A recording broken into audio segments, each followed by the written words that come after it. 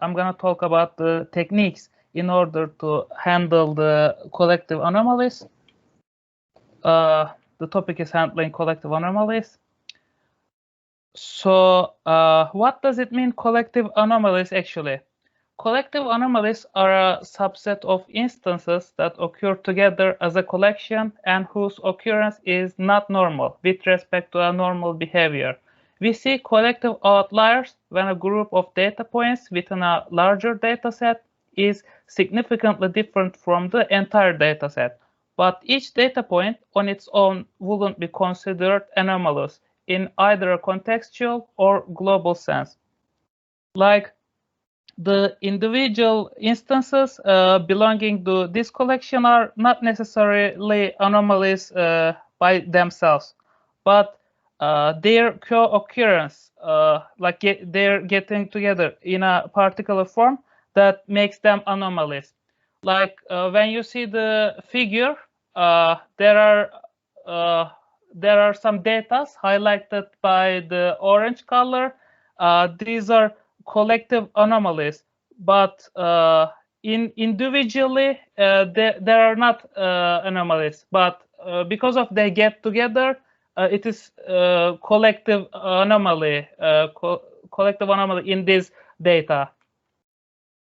Like also there's a how can I say, there's a series, and this is a this is an anomalous subsequence, the collective one in the figure. So I have also an example for this outlier. Like this simple example illustrates this outlier. Supposing that a whole block of people moved out of your neighborhood on the same day, like in figure 2 below. In this case, this is a collective outlier because although individual households move out from time to time, like in figure 1, it's very unusual that an entire block relocates at the same time. On the other hand, also there is an example involving collective outliers, like different companies and brands run advertisement campaigns. As their budget increases, they expect to see an increase in both impressions and ad clicks normally. However, supposing that the companies increase their budget and they see the number of impressions increase, but they also see a decrease in the number of clicks. There's a spike in impressions and drop in clicks according to this figure. Like neither the increase in impressions or the drop in the clicks is anomalous, but when they happen together, that means that companies have a problem with their campaign, like advertisement campaign. Maybe the ad exchange is serving an empty ad, or companies' advertisements are being served to the wrong audience. This is a pretty common example of a collective outlier in the ad world. Another case is in cybersecurity, like someone is trying to copy data from a remote machine to a local host unexpectedly, an anomaly that would be flagged as a potential cyber attack. Also, collective anomaly detection problem is more challenging than point and contextual anomaly detection because it involves exploring structure in the data for anomalous regions. A primary data requirement for collective anomaly detection is the presence of relationship between data instances. Three types of relations that have been exploited most frequently. They are sequential, spatial, and graphs. Like sequential anomaly detection techniques. These techniques work with sequential data and try to find subsequences as outliers, also referred to as sequential anomalies. Typical data sets include event sequence data, such as system call data or numerical time series data. Like there's a time series data on the figure on the left. On the X label, there are dates, and on the Y label, there are observation. And according to this graph, like it's for first, second, third, it goes up respectively. But in one case, is goes down. Like when we are representing it time series with anomalous detected figure on the right side, you can see the anomalies with represented with red points. So another technique types is special anomaly detection techniques. Like these techniques work with spatial data and find connected sub-regions within the data as anomalies, also referred to as spatial anomalies. Anomaly detection techniques have been applied to multispectral imagery data. Like spectral images are mostly within the visible spectrum, and as Professor mentioned that before, the hyper spectral ones are beyond that, and its principle, like spatials working principle, like its pick random spatial locations and then measure the spectrum, and after that it estimates the substate. Another technique type is graph anomaly detection techniques. Like these techniques work with graph data and find connected subgraphs within the data as anomalies. Also, it's referred to as graph anomalies. Anomaly detection techniques have been applied to graph data. Like you can also see that on the figure on the right above, there's a normal normal graphs, like topology. They are sending and receiving files from each other, and there are some attackers only they send some DDoS attacks to this group, and also it's anomaly, and its type is graph anomaly. And also when another machine do some data exfiltration attacks from normal group, it's also detected as graph anomaly detection. Like most of people use social media. Like in social media, when you are using it, there are some normal followers, but also some fake followers only follow this group. So it's also called graph anomaly.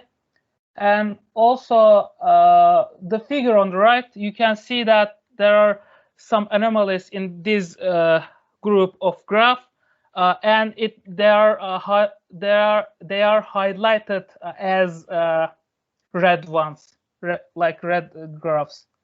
So substantial research has been done in the field of sequential anomaly detection. This can be attributed to the existence of sequential data in several important application domains.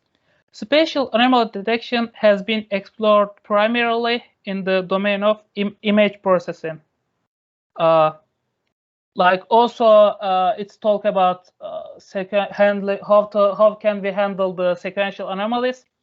Like sequence data is very common in a wide range of domains where a natural ordering is imposed on a data instances by either time or position. In anomaly detection literature, two types of sequences are dealt with. So first type of sequences are symbolic ones, such as a sequence of operating system calls or a sequence of biological entities.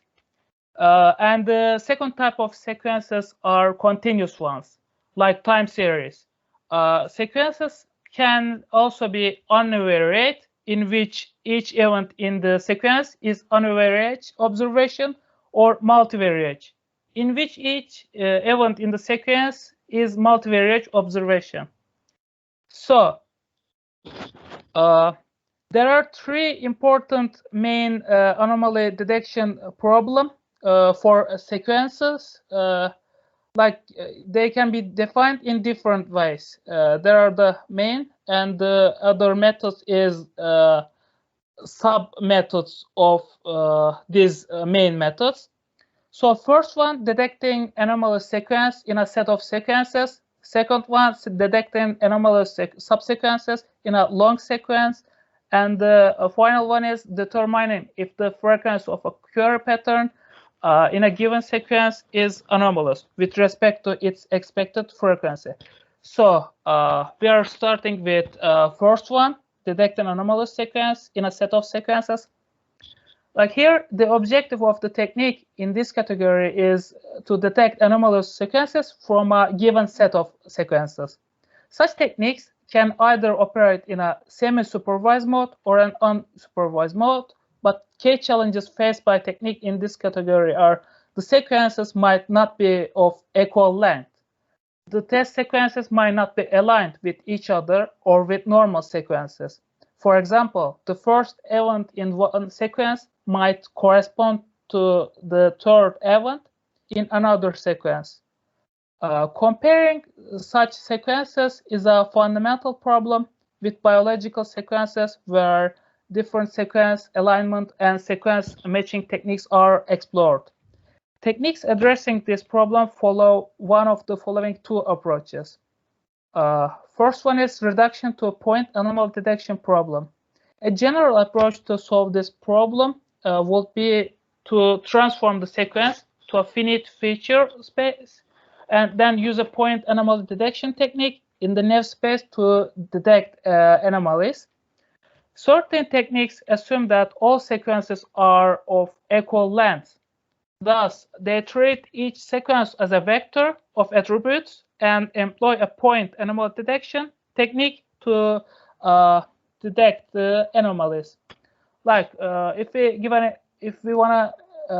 give an example for this technique, if a data set contains length 10 sequences, they can be treated as data records with 10 features.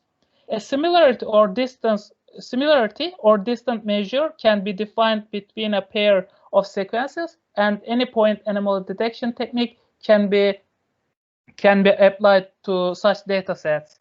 Also, this approach has been adopted for time series data sets. Like some researchers also made research about that.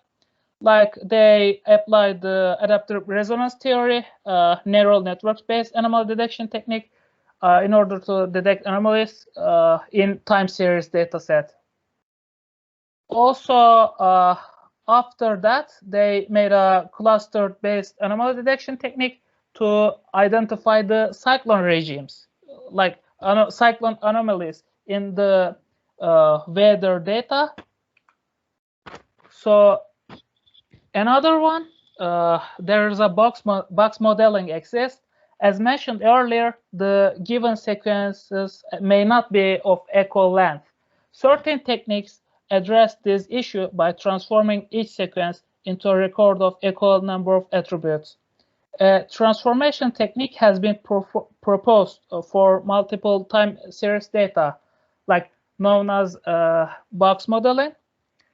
For example, in a box model, for each time series, each instance of this time series is assigned to a box depending on its value, actually.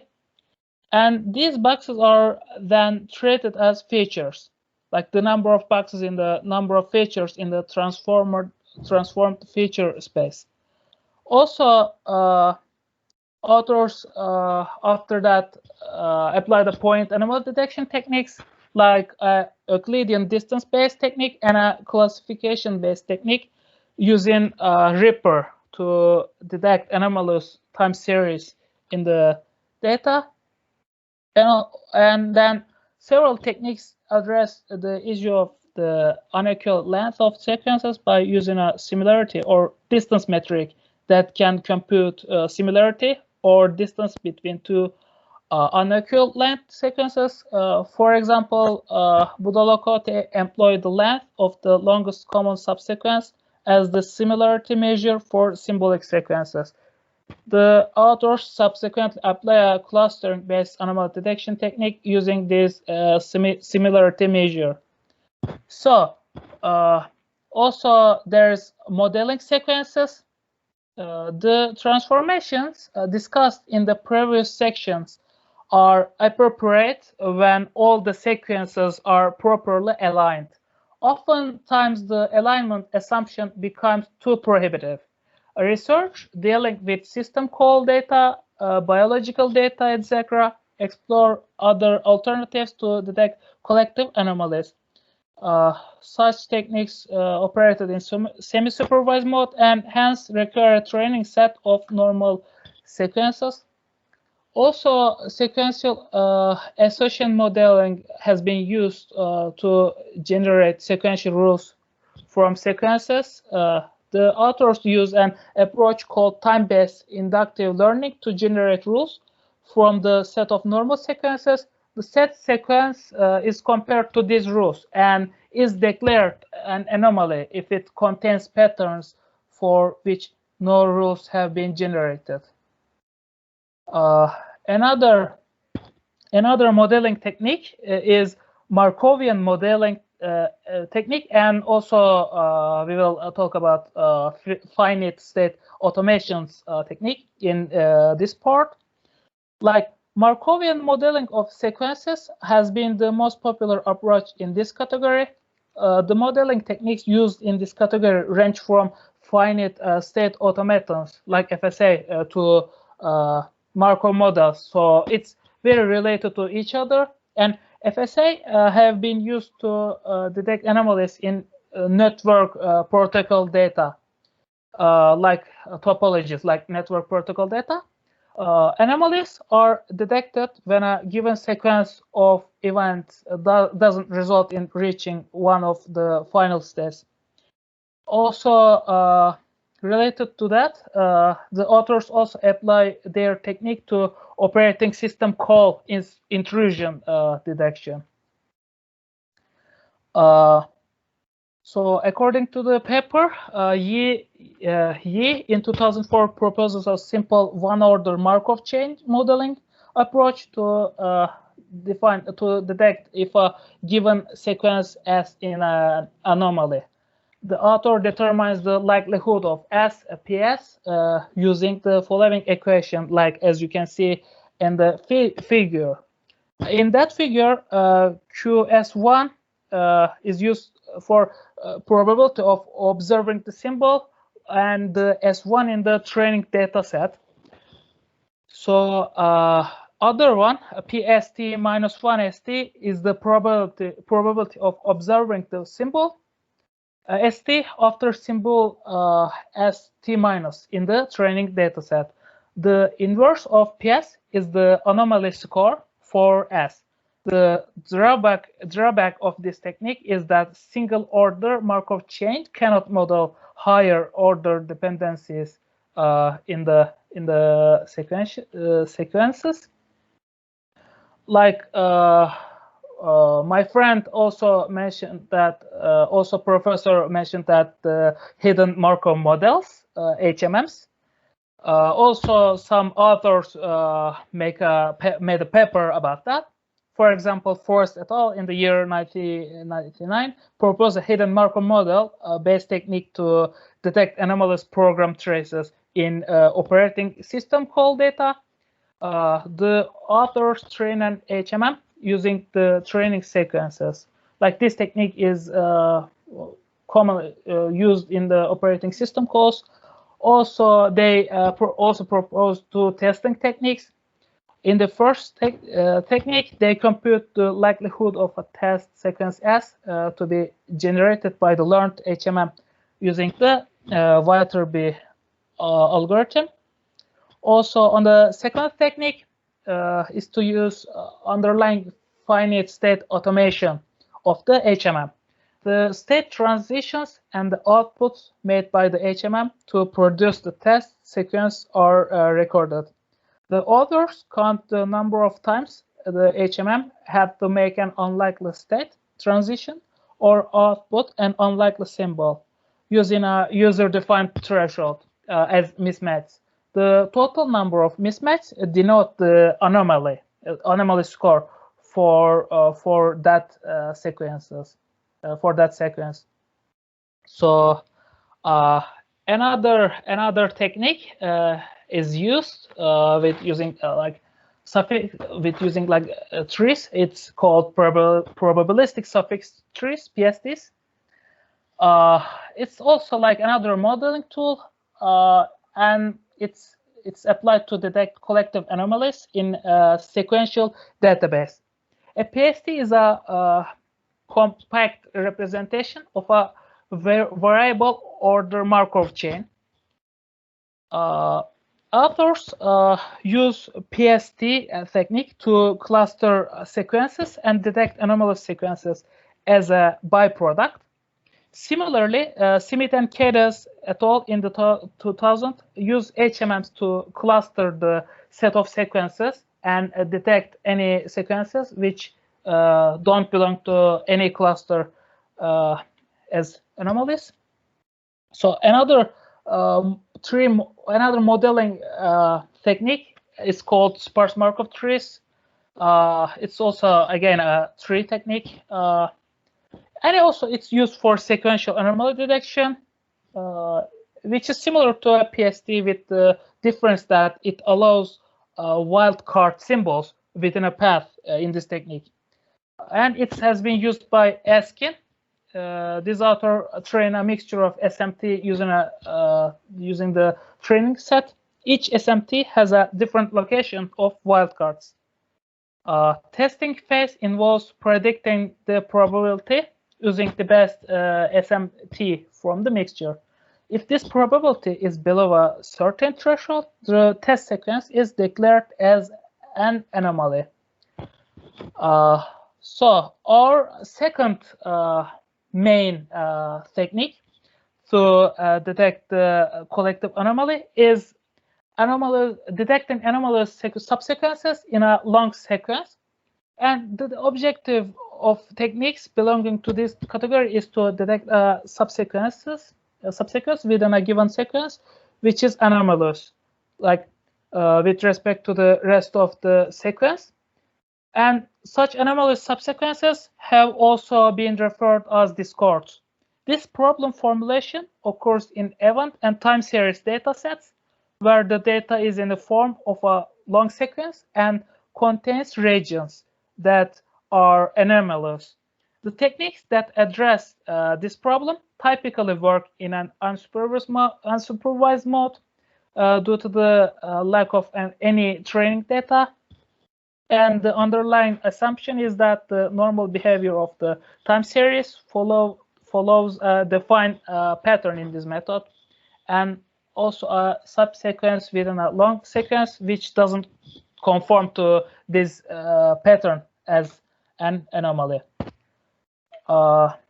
Key challenges faced by this technique in this category are the length of the anomalous subsequence to be detected is not generally defined here. A long sequence could contain anomalous regions of variable lengths. Thus, fixed length segmenting of the sequence is not often useful. Since the input sequence contains anomalous regions, it becomes challenging to create a robust model for normalcy. So, in market basket transactions, there's a surprise detection technique is applied, and it is proposed by Chakrabarty for market basket transactions. The data is sequence of item sets ordered by time, and also they propose to segment the sequence of item sets such that the sum of number of bits required to encode each segment using Shannon's classical information theorem each segment is minimized here. The authors show that an optimal solution exists to find such segmentation. The segments which require highest number of bits for encoding are treated as anomalies. Also, another technique in this category is used. It's called window comparison anomaly detection technique. Cheo proposed this technique and algorithm in order to use this technique, and the algorithm called window comparison anomaly detection 1, where here the authors extract subsequences out of a given sequence of continuous observations using a sliding window. Also, the authors compare each subsequence with the entire sequence using a compression-based dissimilarity measure.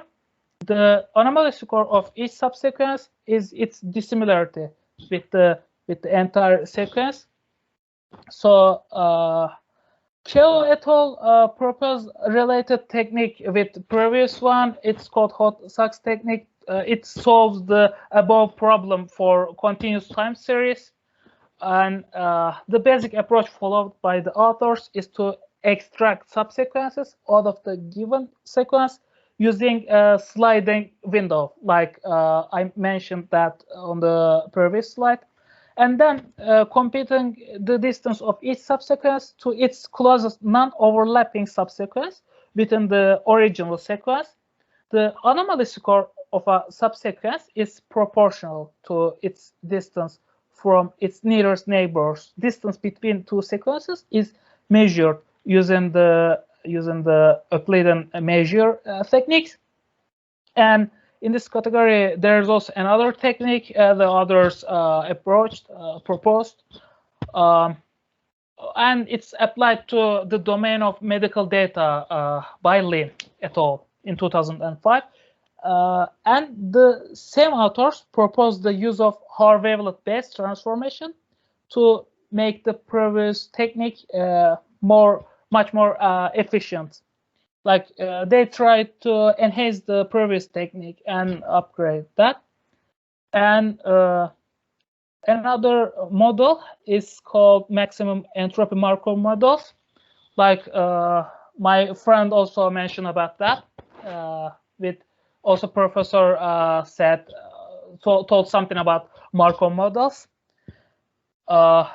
This one is called maximum entropy Markov models, like Maxent, as well as conditional random fields have been used for segmenting text data. The problem formulation there is to predict most likely state sequence for a given observation sequence. Any anomalous segment within the observation sequence will have a low conditional probability for any state sequence. And the final main technique is called determining if the frequency of a query pattern in a given sequence is anomalous with respect to its expected frequency. Like such formulation of the anomaly detection problem is motivated from the case versus control type of the data. The idea here in this main technique is to detect patterns whose that patterns occurrence in a given test data set. Cases different from its occurrence in a normal data set. Also in 2002, Cheo et al. extract substrings from a given string of alphabets using a sliding window, like we already mentioned about that technique on the previous slides. For each of these substrings, they determine if this substring is anomalous with respect to a normal database of strings. The authors use suffix trees here to estimate the expected frequency of a substring in the normal database of strings. Also, Guevara made a similar approach, and they use interpolated Markov models to estimate the expected frequency, like Guevara et al. in 2005. So the sub-technique in this category, one of it is handling spatial anomalies. Like collective anomaly detection in spatial data involves finding subgraphs or subcomponents in the data that are anomalous. A limited amount of research has been done in this category, so we will discuss them individually. And another submethod is subtechnique is multivariate Gaussian random Markov fields. Hazel proposed a technique so as to detect regions in an image that are anomalous compared to like rest of the image. The proposed technique makes use of multivariate Gaussian random Markov fields to segment a given image. The authors make an assumption that each pixel belonging to an anomalous region of the image is also a contextual anomaly within its segment. And also these pixels are detected as contextual anomalies with respect to the segments. Like they're doing this task by estimating the conditional probability of each pixel, and then connected using a special structure available to find the collective anomalies. Also, during the so I talked about the graphs on my previous slides. So there is a sub techniques in third main category exist for detection, anomaly detection in graphs. Like anomaly detection for graphs has been explored in application domains where the data can be modeled as graphs. Noble and Cook made a research about this topic, and they addressed two distinct collective anomaly detection problems for graph data. The first problem involves detecting anomalous subgraphs in a given large graph. So bottom-up subgraph enumeration technique is